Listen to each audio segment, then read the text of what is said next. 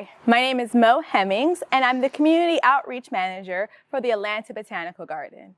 Today, we're going to be starting some seedlings. So, what do we need?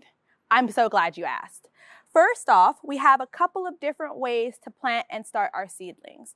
We have everything from commercial systems all the way down to common household items. These are some of my favorite things, if you have it available, to go ahead and start your seedling in. This, of course, is an egg container, and when you do that, you just want to make sure you clean out these cells and put your seed starting soil right into each of these.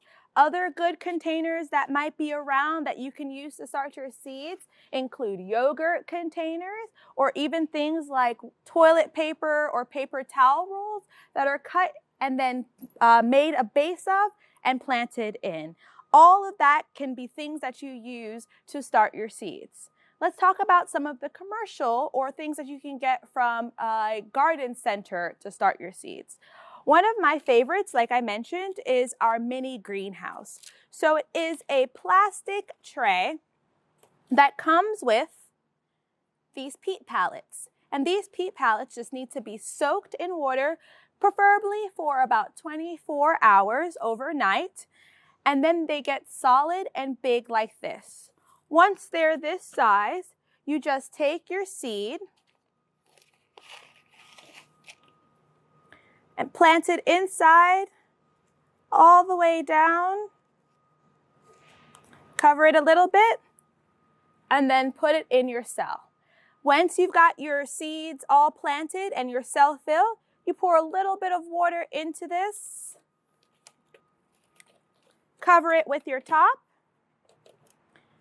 and place in a sunny location for those seeds to germinate.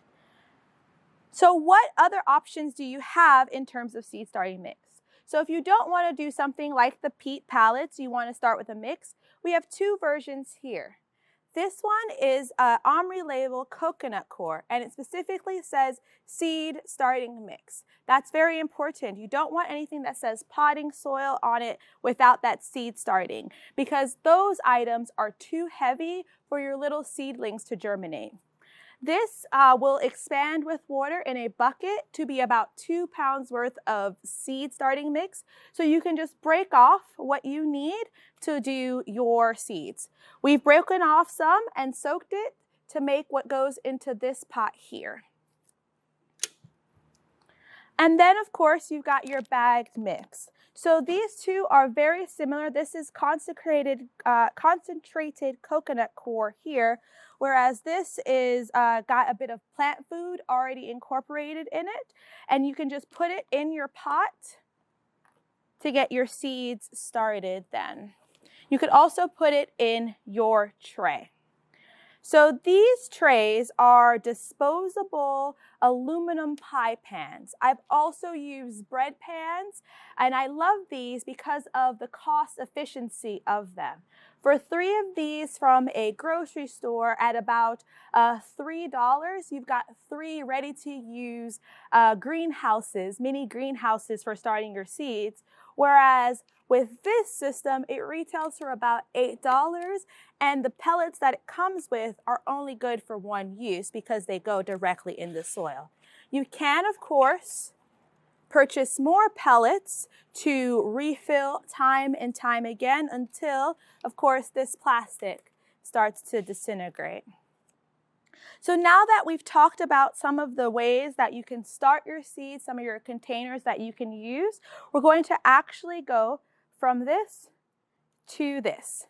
So when you are filling your container for seeds, you want to make sure that you fill it up with your seed starting mix, your coconut coir, or your peat mix. That's another really good one for starting, to just below the lip.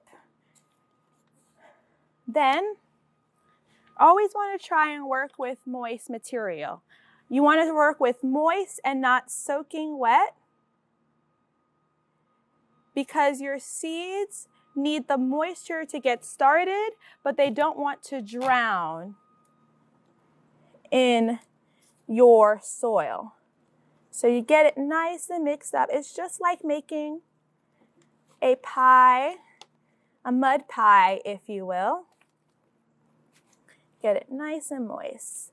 And you want your mixture to be moist so that when you touch it, it sticks to your finger. That's how you know it's wet enough. You could also take a little bit and squeeze and get a little bit of droppage. You don't want it rushing out when you squeeze. You just want enough of it to come on off. And get it a little bit more in here.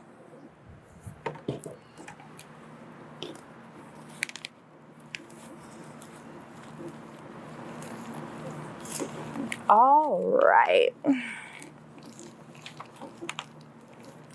Now that we've got our seedling mix nice and moist, let's plant our seeds.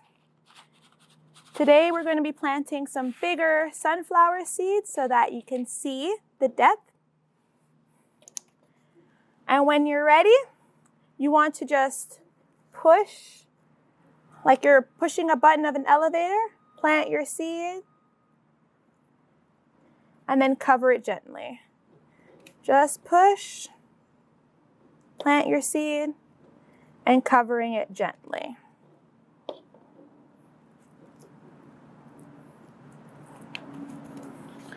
And once you've got all your seedlings distributed,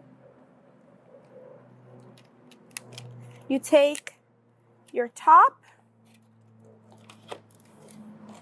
and cover it up. Of course, whenever you're planting any type of seeds or any container, you always want to label your container. So you label it with the name and date that you put these in. It generally takes about a week for these to germinate in a sunny, bright spot. So if you have a windowsill that gets a lot of sunlight, leave the top on for about a week and your seedlings will germinate up. If you don't have a windowsill, a brightly lit room like a living room also works good. You just want to make sure that you're creating a nice, humid atmosphere for your seedlings to germinate. So once they've germinated, it's time to get them strong so that you can transplant them into your container or your garden. So when they've started to germinate, you want to make sure that you're ready and looking for their true leaves. Their true leaves tell you that they're ready to be stepped up. So we're actually going to step up a couple of these. But as they come out, you also want to make sure that you pet them gently so that you can strengthen your seedlings. You don't want them to be too leggy because that makes it harder for them to survive, and they may have an issue called dampening off, where they've stayed too wet, they become too leggy, and they fall and die and don't produce for you. If you're using the pie pan or the seedling tray, you want to make sure that you do take the top off after that week, because if you don't, they won't have room to grow and it could lead to a quick death for them. Another thing for the seedling tray is once it's expanded, you want to go ahead and plant your seed in there. Make sure you get it really deep down in. Put it into your tray. Get it all the way down. Fill in each one and make sure you've got your cover. So let's go ahead and step up one of our seedlings into our container. I like to just pinch a section. Get going, nice and in your hand, there. And again, I picked this one because it has its true leaves. Nice hole for you. Plant your seedling in there. And whenever you are transplanting, you want to make sure that you water it in.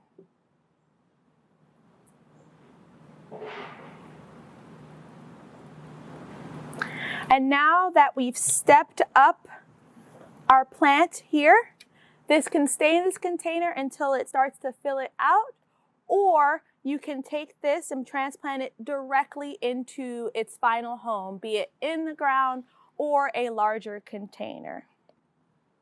So these are all ways that you can start seedlings at home at a really low and easy cost.